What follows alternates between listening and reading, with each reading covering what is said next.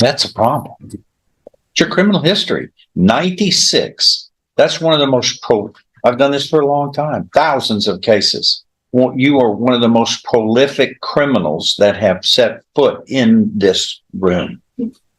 And I guess you have used similar kinds of sad stories to others to try to minimize your responsibility. But this is nothing to be proud of, and it's not anything that this court can really sympathize with you. People come in here, everyone comes in here. Maybe one or two out of the thousands have been more prolific in their criminal actions, quantity of crimes more than you. But all of those thousands of people that come before me could say,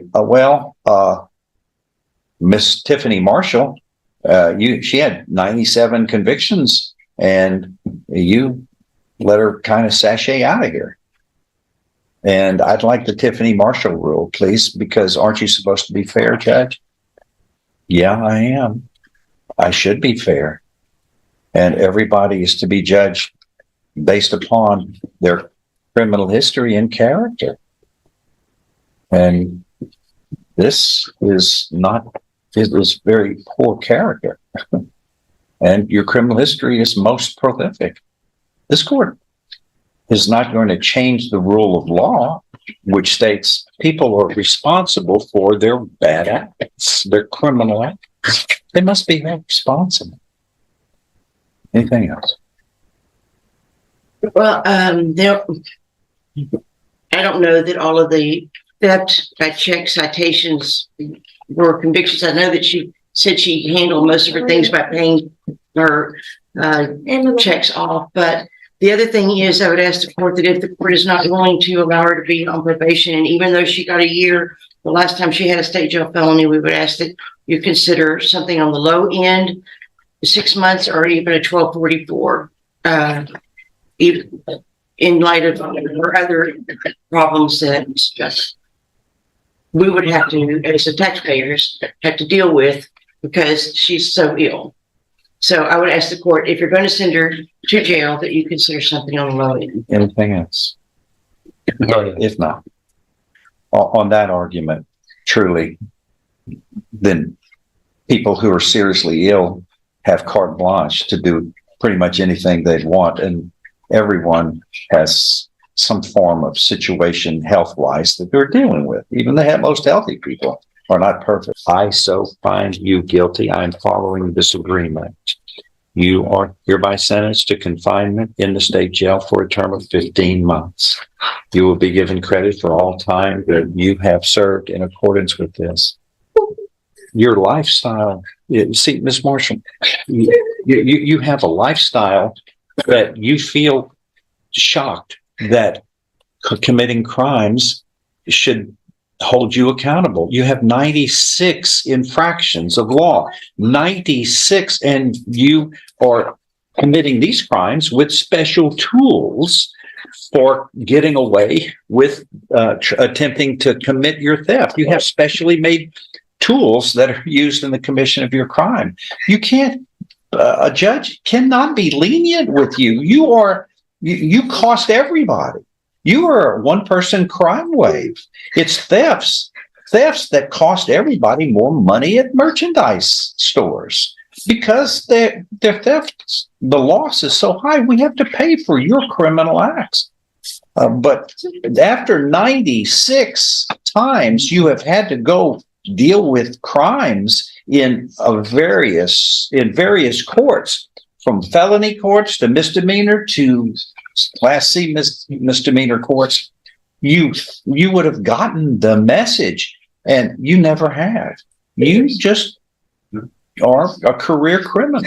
You're the very essence of a career criminal. And I wish you wouldn't do that. Thou shalt not steal. You've heard of that one.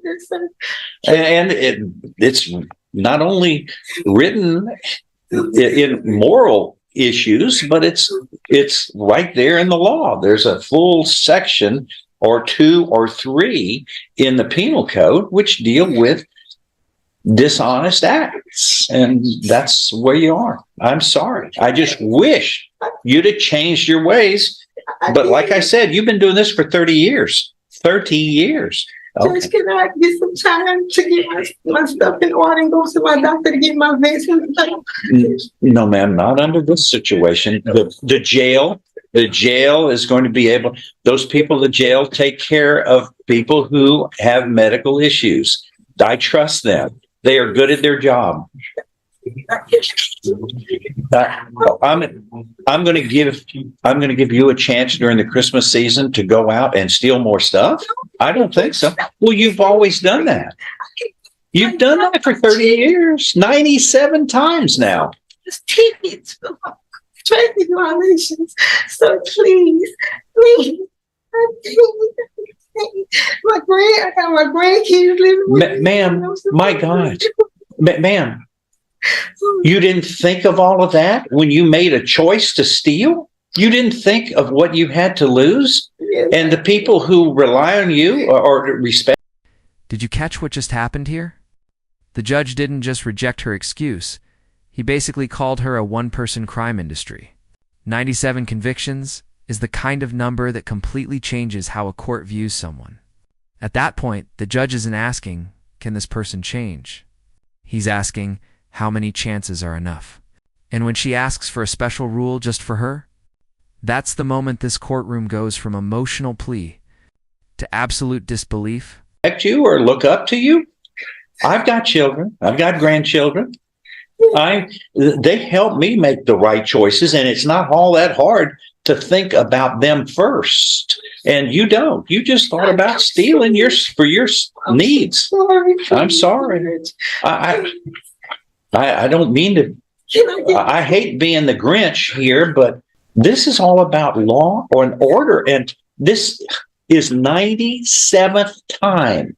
97th time, my gosh. It's like all them times it's like tickets and ma'am, they were all crimes that you were found guilty of. They were all crimes. All of them were crimes. That is all. And make sure that you inform the jail about your health needs so that they can get the proper medication for you.